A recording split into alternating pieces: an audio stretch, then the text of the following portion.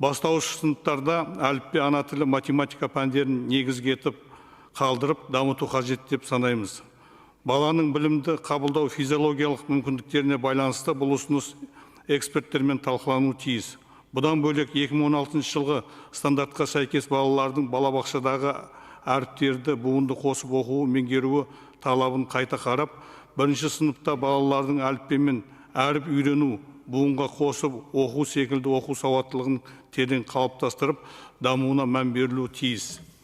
Екінші, жоғары сыныптарда мамандығына байланысты кәсіби бағдар негізінде баланың болашағына қажетті қазақ тілі, қазақ әдебиеті, алгебра, геометрия, физика, химия, биология, тарих, құқық негізі шет тілдерін тереңдетіп оқыту жүйесін жетілдіру қажет.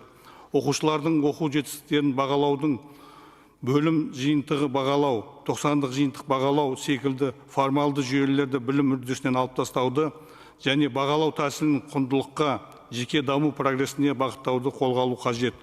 Үшінші, балабақшалардың бастап барлық орта мектеп бағдарламасына еңбекке баулу, шығармашылыққа үйрету және тұлғалық дамуға бағытталған бірыңғай әдістемені енгізу шарт.